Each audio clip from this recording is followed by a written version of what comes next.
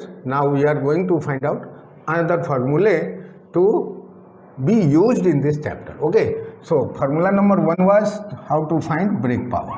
Now we are going to find out indicated power. Indicated power, that is IP. As I told you, indicated power is the power developed inside the engine. Okay, it is not available at the output. So output shaft is brake power. Okay, so IP, indicated power IP, basically for this, how much capacity engine is developing. Now that is denoted by IP. See, this formula I am going to give you, very easy to remember. This is P into V, you know, work done. Generally, P into V is our work done in thermodynamics. So, just put the suffix mean effective pressure and put it like a stroke. So, Pm into Vs, this is called mean effective pressure, mean effective pressure, and that is Pm, and stroke volume, Vs is stroke volume. You have to remember like this. Now Pm, let me Pm, stroke volume is the length swept by the piston from one end to the another, that is total volume. So that is area A into length. Okay, that is, remember, this is stroke volume per second. Okay, so Pm into Vs, stroke volume, area into length, if we multiply by N. So see, now it is very easy to remember, Pm LAN, it is plan. Okay, so this is formula to find out indicated power actually, but I will modify this equation by another way also.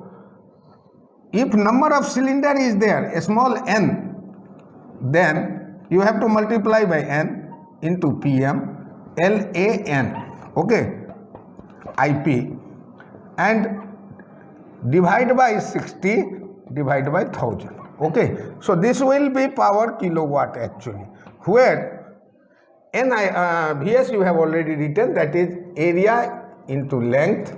Okay, so if you multiply per second, okay, so since N they will give you RPM, that's why I have divided by this. So that is N actually, length into area into N. So that is, so that will kilowatt. So N is number of cylinders, Okay, now see, very easy to remember, N into Pm LAN. Remember, Pm is mean effective pressure, length of the piston, diameter, okay, that is, and N is RPM. Now there is two types of engine, whether it is petrol engine or diesel engine. So 4-stroke and 2-stroke. See, I am talking about N. So N is equal to N for 2-stroke engines. But when 4 strokes are coming, so it is completed in 2 revolution of the crankshaft. That is why N by 2, it is for 4-stroke engines. Okay, so this formula you have to use, and this formula is very useful to find out indicated power. There is only one formula to find out IP. So IP is mean effective pressure into LAN, Pm, plan, simple, how to remember, plan, Pm LAN. If you multiply by a small n, number of cylinder, suppose 8 cylinders are there, so work done will be more, definitely, so a small n will be I. Suppose 6 cylinders are there, put the value 6, because one cylinder's power development will be, power developed, indicated power inside the cylinder will be Pm LAN by 60,000. But remember, suppose there are 4 cylinders, so you have to multiply by 4. Okay, so only one formula is there to find out the indicated power. Let us discuss other formulas. So many formulas are there that I have already told you. So indicated power is this. Now mechanical efficiency. Okay. So mechanical efficiency, eta m, that is output shaft, output by input. Okay, so output is our brake power by indicated power. What is power developed by the engine is more, and what is the power available at the output shaft is brake power. So output by input, that is brake power by indicated power. Now another formula is also there. Brake power is nothing but brake work done divided by indicated work done. Okay, so same thing, that power here it will be kilowatt, this is also kilowatt. This work done is nothing but kilojoule per second. So almost same, work done PM into Vs, that we have already here discussed. So kilojoule per second, it will be efficiency does not have the unit, it is in percentage. So it is mechanical efficiency. Now thermal efficiency. Thermal efficiency. As I told you, so many efficiencies we are going to discuss. So thermal efficiencies, eta T, that is work done by heat added. Work done, see here, it may be per second, here also per second. It may be per minute, here also per minute.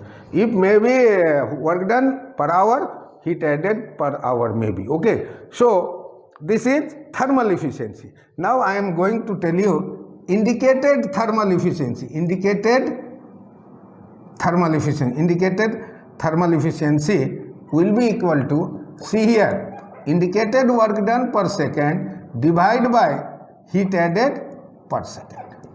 Okay. In the same manner, brake thermal efficiency will be brake work done per second divided by heat added per second. See, to find out thermal efficiency, work done by per second, work done per second by heat added per second, that is thermal efficiency. But indicated thermal efficiency is indicated work done by heat added.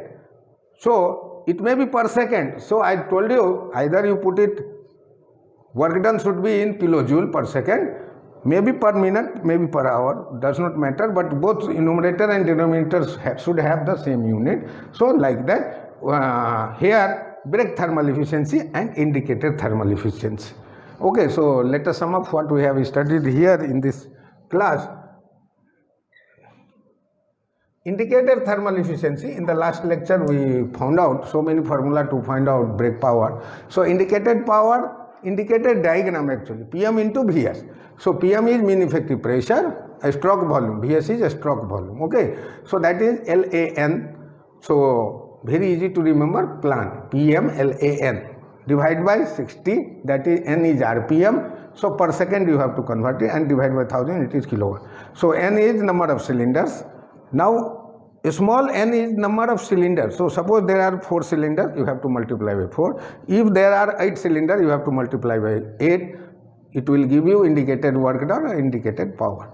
So that is, and capital N, do not confuse with a small n and capital N. A small n is number of cylinders,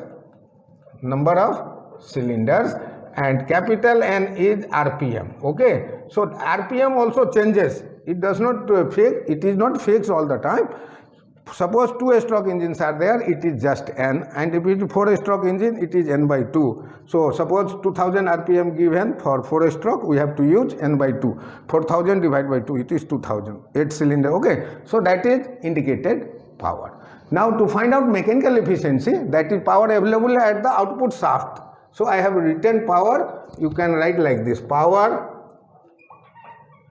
at output shaft and power at the input shaft. So power at the output shaft is brake power and indicated power. It is in kilowatt. Suppose work done is given, brake work done and indicated work done. So work done will be in kilojoule. okay, because kilowatt is joule per second, that's why I have written kilojoule per second. So brake power by indicated, brake work done by indicated work done, kilojoule per second. Okay, now thermal efficiency, eta T is equal to work done per second by heat added per second. So eta T is equal to indicated work done per second by heat added per second. And brake thermal efficiency, indicated thermal efficiency means indicated work done by heat added per second, and heat added per second I have already used the concept calorific value into mass of fuel, and brake thermal efficiency is brake work done per second divided by heat added per second. Okay, rest of the thing I will discuss in next class. Thank you.